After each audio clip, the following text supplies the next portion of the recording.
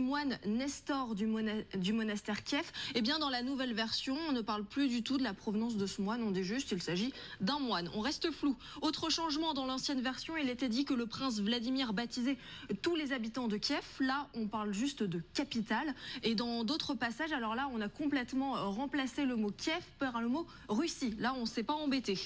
Autre information, Vladimir Medinsky, l'ancien ministre de la Culture, a annoncé que des manuels d'histoire paraîtraient en Russie en tenant compte des événements historiques qui ont eu lieu cette année. Voici les thèmes évoqués. Le début d'une opération militaire spéciale, l'entrée dans la Fédération de Russie des républiques, en tout cas des territoires qui ont été annexés illégalement par la Russie, les territoires ukrainiens annexés illégalement par la Russie en septembre, donc Donetsk, Louhansk, Zaporijjia, Kherson, et une pression de sanctions sans précédent. Ces faits, bien sûr, seront reflétés dans les nouveaux manuels. Et on rappelle que depuis le 3 mars, eh bien, une émission pédagogique du ministère russe de l'éducation qui est appelée Défenseur de la paix est diffusée dans les écoles primaires russes. C'est une vidéo de 25 minutes. Elle aurait déjà été visionnée par 5 millions d'écoliers. C'est une estimation du ministère qui a été relayée par le média russe Lenta. Et dans ce programme, eh bien, on y apprend, je cite, la libération de l'Ukraine, mais aussi le danger que représente l'OTAN pour la Russie. Merci beaucoup, Émilie Broussoulou, pour toutes ces précisions. Donc, on parle bien, dans un premier temps, Émilie évoquait ces manuels d'histoire qui vont être distribués aux collégiens. Vous avez été collégienne, oui. Vous, en Russie. Et dans vos manuels, j'imagine que l'Ukraine était citée à part entière en tant que telle, etc. Là, ils ne le seront plus. Oui, c'est ridicule parce que il y a les faits historiques, il y a le nom historique de la Russie qui s'appelait le Russe de Kiev. Bon, à l'époque, c'était pas la Russie, c'était des petites formations étatiques, proto-étatiques même, on dirait. Le mot Russie, comme on connaît aujourd'hui, il est apparu en 15e siècle, oui. Sous Ivan le Terrible. Ça est apparu plus tard, donc c'est complètement anachronique et incompétent ce qu'ils font avec l'histoire russe aujourd'hui. Mais enfin, c'est du révisionnisme. Là, on est dans une entreprise de révisionnisme. Oui, dans une réécriture. De purge. Du récit national. Par exemple, l'acte de naissance de la Russie, c'est son rattachement à l'Église orthodoxe d'origine constantinopolitaine, c'est-à-dire d'origine byzantine. C'est le choix du prince fondateur, qui d'ailleurs fait une étude coût-avantage avec l'islam, mais bon, il choisit l'orthodoxie. C'est le baptême de Vladimir en 988. Ce Vladimir, est-ce qu'il est ukrainien ou est-ce qu'il est russe? Puisqu'il n'y a pas d'Ukraine, il n'y a pas de Russie. Ça s'appelle la Rousse de Kiev. Et en plus, ce nom est donné par des Scandinaves. C'est même pas les Slaves eux-mêmes qui s'appellent comme ça. Donc vous voyez, si on doit respecter l'histoire, il faut rester extrêmement neutre. La Russie s'est constituée après la chute de Kiev, envahie par les Mongols au XIIIe siècle, et elle s'est constituée en Moscovie. D'ailleurs, ça s'appelle pendant très longtemps la Moscovie et pas la... Mais ce qui est frappant... Voyez, oui. Ce qui est frappant, c'est le raccourci, la déformation et la transformation des personnages. Vladimir devient russe, alors qu'il est proto-slave. Il est à la fois ukrainien, russe. C'est comme si on disait Vercingétorix est français. Ça n'a pas de sens. C'était pas la France. Et effectivement, même si c'est l'ancêtre des Gaulois, mais pas de la France, vous avez raison. Mais ce qui me frappe aussi, c'est que Poutine échoue dans sa guerre, dans sa conquête de Kiev et dans sa conquête de l'Ukraine. Or, il met le charrue avant les bœufs. Si un jour il est défait, si la guerre s'arrête, il restera dans les manuels d'histoire russe le fait que Kiev n'existe pas. Il y a un décalage complet avec la réalité. Pour nous, ça va être très difficile de rayer le nom de Kiev de nos livres d'histoire. Parce que Anne de Kiev a épousé un roi de France il y a presque 1000 ans. Elle a été régente du royaume de France. Oui, là, et donc pour nous, la France, ça va être très difficile de masquer ce nom de Kiev qui représente quelque chose de très important. Alors, il n'en est pas question dans l'histoire de France. Mais pour les Russes. Pour les Russes. Tout ceci, c'est une manœuvre que l'on connaît dans ces régimes totalitaires qui, au fond, n'acceptent pas le passé qui est le leur et veulent réécrire un passé qui corresponde à une histoire qu'ils s'inventent. Ça ne marchera pas, ce n'est pas possible. C'est quelque chose qui touche tellement aux profondeurs sacrées du pays, à ce qui a permis à la Russie d'être ce qu'elle est aujourd'hui, que vouloir d'un trait de plume très grossier rayer comme cela une capitale aussi importante, puisque c'est l'une 4 capitales, Kiev, Minsk, Saint-Pétersbourg et Moscou, les 4 capitales de l'Empire russe. Les experts me pardonneront ce raccourci, c'est impossible, ça n'a pas de sens. De façon plus, on va dire, court-termiste, cette obsession de Poutine, qui n'a pas été révisée pour le coup, qui n'a pas été modifiée par son échec militaire, c'est quand même frappant. Oui, trois remarques simplement. Medinsky, dont vous avez présenté une citation à l'instant, l'ancien ministre de la Culture, est un idéologue de la pire espèce.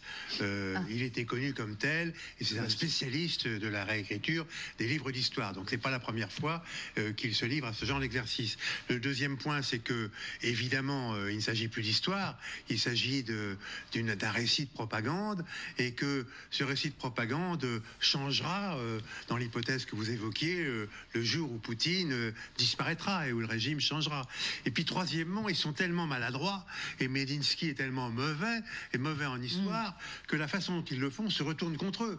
Parce qu'avant, le récit, c'était que la Russie était née à Kiev et que par conséquent, l'Ukraine faisait partie de la Russie. Oui. Or, en effaçant Kiev, on efface cet argument. Donc c'est absurde. Et l'idée, on est chez Ubu. Ouais, et en fait, ce qui est revendiqué vraiment, c'est d'influencer, c'est ce lavage de cerveau. Voilà, on fait du lavage de cerveau dès le collège. Ouais. Alors, la Russie a déjà fait ça avec son histoire ? Oui, et en fait, les manuels ont été réécrits au cours des années précédentes plusieurs fois, donc c'est pas quelque chose de nouveau. Et à mon avis, même ça va pas peut-être laver les cerveaux à 100%, ça va provoquer une certaine méfiance par rapport aux manuels, parce que les gens vont chercher l'information un peu alternative, parce qu'ils verront qu'il y a certains faits qui sont juste soit mal interprétés, soit mentis dans les manuels. Mais je voulais ajouter aussi une chose, que à mon avis, c'est pas le problème le plus grave dans la réécriture actuelle qui a lieu en Russie, parce qu'il y a un problème de la réécriture de l'histoire plus moderne, de l'histoire du XXe siècle. Parce que depuis déjà plusieurs mois, je vois que toute l'histoire soviétique, on retourne vers la version soviétique, en fait. Par exemple, on nie le pacte Molotov-Ribbentrop. On parle, le ministère des Affaires étrangères russe, en septembre 2021, parlait de la marche libératrice en Pologne en septembre 1939, en niant complètement que c'était la division de la Pologne par Molotov et Ribbentrop, par ce pacte. Il y a aussi la réécriture par rapport au massacre de Katyn. Donc en fait, il restaure la version soviétique pour maintenir le discours que l'Occident était toujours contre la Russie et que l'Occident voulait toujours détruire ce pays. Regardez ce qu'écrit la direction de cette maison d'édition que vous connaissez peut-être, qui s'appelle Provecheni. Bien sûr. Nous sommes une maison d'édition qui imprime des livres influençant les esprits de la jeune génération. Veuillez vous abstenir, donc ils écrivent à l'intention de leurs employés, d'utiliser les réseaux sociaux pour exprimer un point de vue différent du point de vue officiel. Quand on disait qu'ils revendiquaient leur entreprise, c'est qu'effectivement, il s'agit d'influencer les esprits les plus jeunes. Et puis, aux employés qui seraient tentés de faire un commentaire, veuillez vous abstenir, s'il vous plaît, soyez dans la ligne. C'est assez, voilà, je veux dire, c'est assez transparent. On ne se cache pas de faire ce qu'on fait. C'est un régime proche de l'Inquisition. Il y a ce qu'il est correct de dire, et si on n'est pas dans la ligne, eh bien, on sera condamné. C'est une nouvelle Inquisition. Oui. Et elle est récente. Absolument, elle est récente, oui. Et c'est un régime vraiment totalitaire, et un régime totalitaire, évidemment, réécrit l'histoire. Donc vous comparez la période très, très actuelle de la Russie sous Poutine à l'Inquisition, en Espagne en particulier, telle qu'elle a été faite en Europe, enfin en Europe du Sud. Mais ça peut marcher parce qu'il faut se souvenir que l'histoire sanglante de la Russie au XXe siècle permet aux esprits d'avoir été modelés. La vérité, c'est que le stalinisme, dont on n'a jamais fait véritablement le procès, a été relevé exactement des mêmes méthodes. Seule une doctrine officielle était autorisée et les méthodes totalitaires les plus abjectes s'exerçaient sur l'ensemble de la population. Et donc le fait qu'aujourd'hui les Russes ne se révoltent pas ou sont relativement passifs face à ces à ce que nous considérons comme étant assez grossier dans cette démarche. En fait, ça s'appuie sur un terreau culturel qui, depuis 100 ans, oppresse le peuple russe. Et regardez, Général, c'est ce qu'on avait déjà observé dans les régions annexées. Là aussi, il y a eu une entreprise très très rapide de modifier les manuels scolaires dans les territoires annexés par Poutine. C'était fin août. Mariupol. À Mariupol, la ville conquise.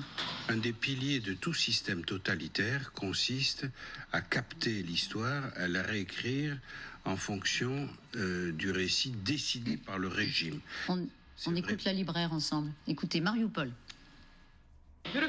Tout d'abord, tous les livres sont désormais en russe. Nous n'avons plus de livres ukrainiens en stock et nous n'en aurons plus à la bibliothèque.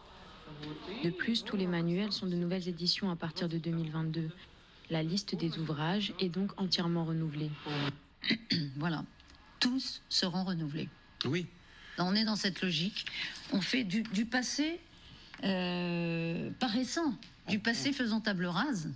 On pense pouvoir enseigner une autre histoire, celle qui a été décidée par le régime en place, et non pas celle qui a pu exister. Et il y a même une forte inflexion par rapport au message de l'URSS. À l'époque de l'URSS, comme le rappelait Claude Blanche-Maison, on enseigne que l'Ukraine étant à l'origine de la Russie, l'Ukraine fait partie de la Russie, point final. Il est de notre Là, on vous dit devoir. l'inverse. Là, on vous dit l'Ukraine n'a jamais existé. Regardez, c'est ce que dit l'employé de cette maison d'édition. Il est de notre devoir de faire comme si l'Ukraine n'existait pas, tout simplement. Voilà, il est de notre devoir. Jamais, à l'époque soviétique, on a soutenu, même à l'époque soviétique, un point de vue aussi absurde. Donc vous vous rejoignez quand même sur la radicalité inédite, en tout cas, de ce qui se passe en Russie, sachant qu'encore une fois, c'est en contradiction totale avec ce qui se passe sur le terrain militaire. Alors,